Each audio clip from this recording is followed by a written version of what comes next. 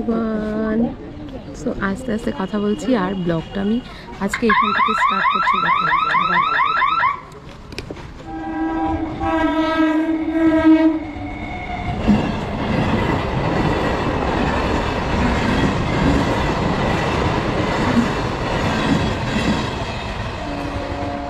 Just rail গেটে দাঁড়িয়ে রয়েছি আর এখন যাচ্ছি জেনিথ নার্সিংহোম রথতলাতে। তো আজকে হচ্ছে পূজার ডেলিভারি হলো, তো পূজার কি হলো সেটা তোমাদের দেখাবো, বলবো। তো সেজন্য ভিডিওটা দেখতে থাকো আর সঙ্গে থাকো।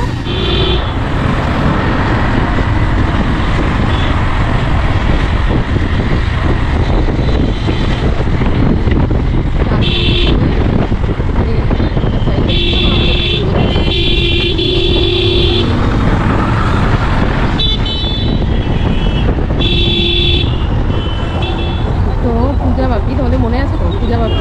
চলো একটু তোমাদের দেখিয়ে দিই পূজার স্বাদের কিছুটা ক্লিপিং, কারণ পূজার স্বাদের ক্লিপিং আমি এর আগে কোনো ব্লগে শেয়ার করিনি, যেহেতু ও নিজে শেয়ার করেনি। তো চলো পূজার স্বাদের ক্লিপিং দেখি, দেন তোমাদের দেখাবো নার্সিংহোমে যাওয়া এভরিথিং। তো আজকে কিন্তু পূজার স্বাদ, আর পূজার স্বাদে কি দিচ্ছি সেটা তো তোমাদের দেখিয়েছি আগের ব্লগে। আর পূজার স্বাদে যাব, তো পূজার স্বাদের যে শাড়িটা সেটা আমি এই তত্ত্বের ট্রেতে করে দেব, আর আলতা সিঁদুর দিয়ে তো সাজিয়ে দেবো। তো দেখাবো সাজানোর পরে তোমাদের যে কেমন লাগে। তো এই দেখো রেডি করেছি পূজার তত্ত্ব মতো করেছি। এবারে এটা দেখতে ভালো লাগবে সেজন্য তো শাড়ি, আলতা, সিঁদুর আর ক্যাডবেরি। তো এখন যাবো পূজাদের বাড়িতে, দেখতেই পাচ্ছ তোমরা। তো যাবো, যেয়ে তোমাদের সাথে আবার কথা বলছি। পূজার সাথে কিন্তু বিশেষ একটা কিছুই শ্যুট করিনি, কারণ সেইভাবে সুযোগ সময় কোনোটাই হয়নি। যা একটুখানি করেছিলাম, আর ভীষণই নর্মাল ছোটোখাটো করেই সাজটা হয়েছে, তো খুব একটা বেশি করাও হয়নি। তো যতটুকু করেছি তোমাদের সাথে শেয়ার করলাম। তো এটা মেমোরি হয়ে থাকার জন্য আমার ব্লগে, আমার চ্যানেলে, তো এর জন্যই করলাম। তো তোমরা সবাই ওকে আর ওর বেবিকে অবশ্যই আশীর্বাদ করো, যাতে ওরা সবসময় সুস্থ থাকে আর ভালো থাকে। তো পূজা কিন্তু সিমলা থেকে ঘুরে আসার পরেই কিন্তু ক্যান্সেল করেছিল, আর আজকেই ওর বেবি আজকে যে 4 সেকেন্ড।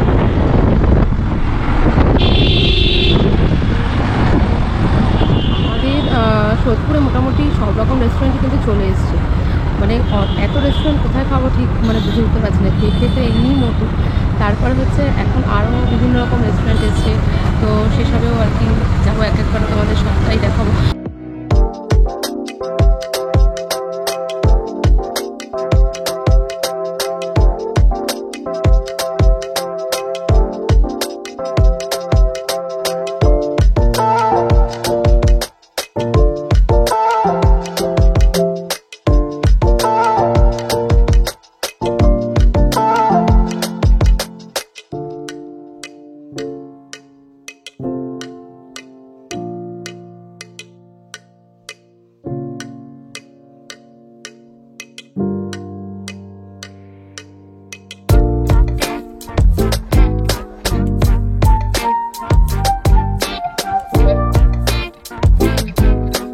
চলে এসেছি জেনিথ নার্সিংহোমে। বলে তো দিলাম আমাদের নার্সিংহোমের ভেতরে দেখাবো, জানি না কতটা অ্যালাউ করবে। অ্যালাউ না করলে হয়তো দেখাতে পারবো না, আর যদি অ্যালাউ করে তো অবভিয়াসলি দেখাবো। তো চলো জেনিথে গিয়ে তোমাদের সাথে কথা বলতে হয়। এত আর কি ট্রাফিকের আওয়াজ যে কিছুই হয়তো শোনা যাচ্ছে না, হয়তো বা আমার ভয়েস ওভার করতে পারে। তো চলো একবারে ওখানে গিয়ে তারপর তোমাদের সাথে কথা বলতে।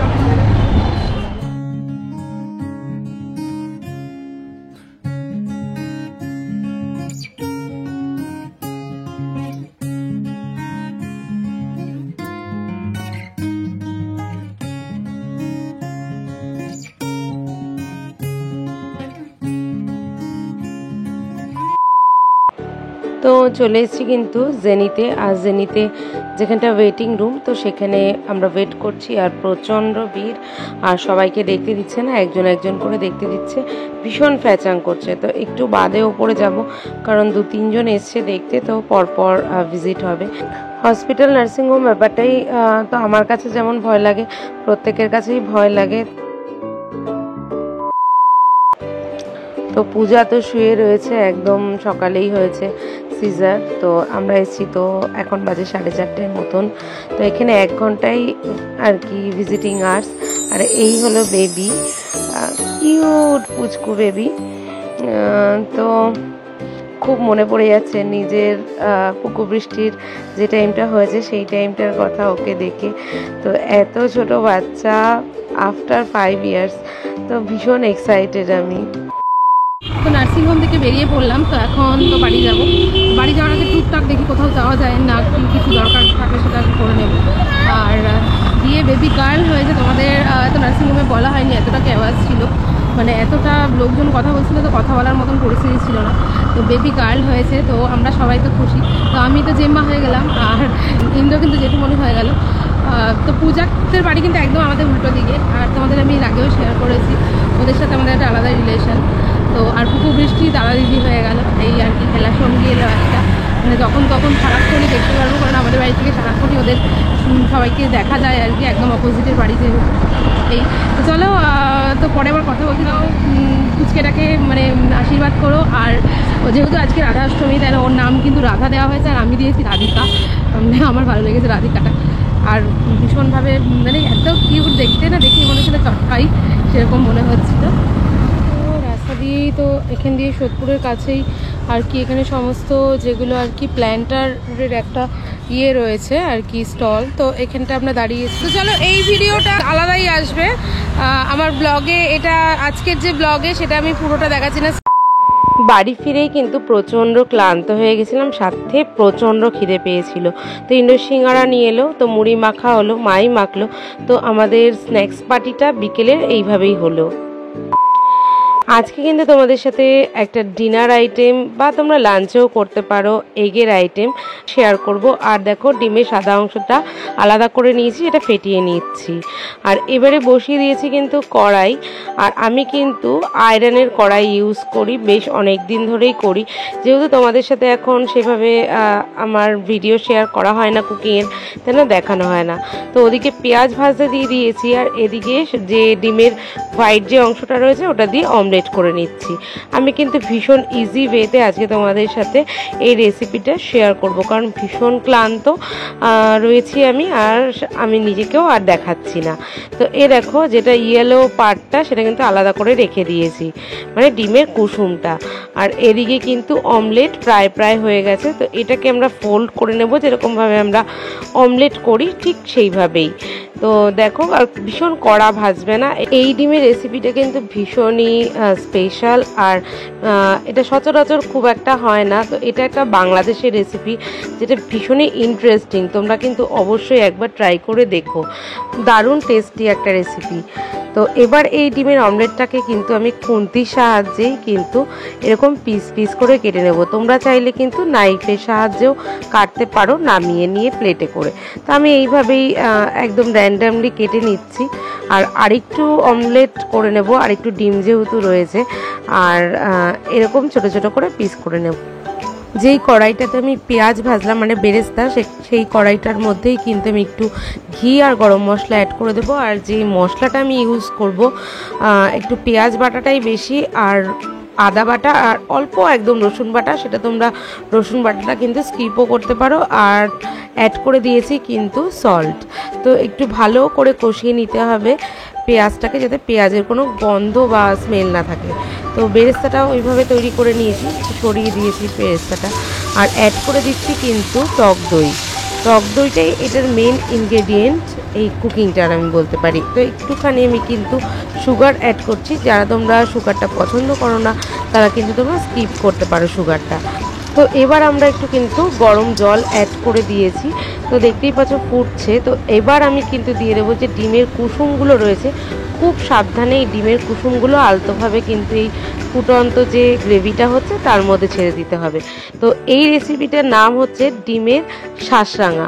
তো এবারে যে অমলেটগুলো করে রেখেছিলাম, এবার সেইগুলোও কিন্তু আমি এই গ্রেভিটার মধ্যে অ্যাড করে দেব। দিয়ে কিন্তু অল্প করে একটু নাড়াচাড়া করে বেরেস্তাটা অ্যাড করে দিয়ে, অল্প, পুরো বেরেস্তাটা কিন্তু দেবে না, তো এবার একটু ঢাকা চাপা দিয়ে রাখতে হবে যাতে ডিমের কুসুমগুলো আর কি সেদ্ধ হয়ে যায়।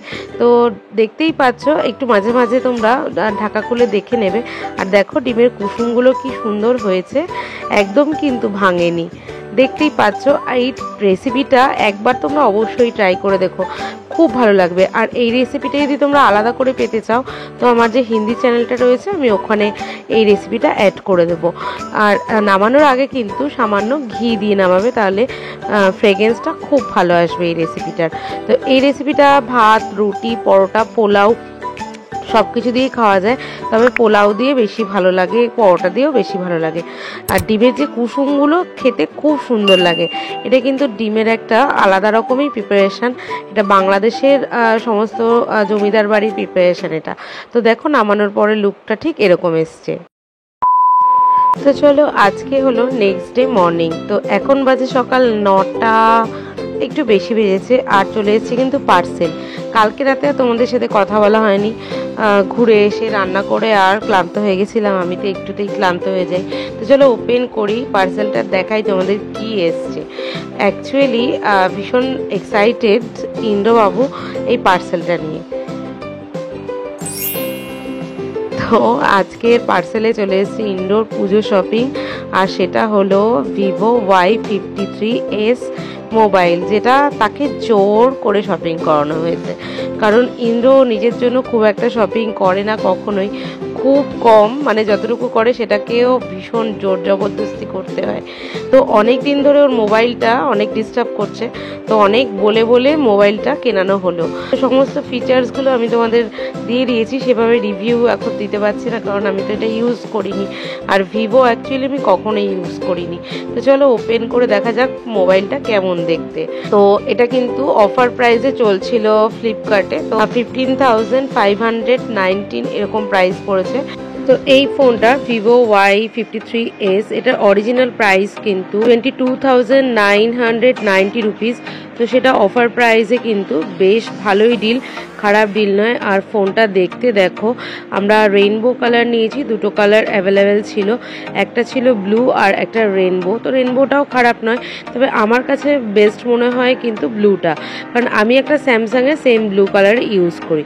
এটার সাথে চার্জার দিয়েছে, আর দিয়েছে কিন্তু এরকম অ্যাডাপ্টার দিয়ে দিয়েছে, আর কিন্তু হেডফোন দিয়ে দিয়েছে, আর যেটা আর কি একটা টুল দেয় সেটা দিয়েছে।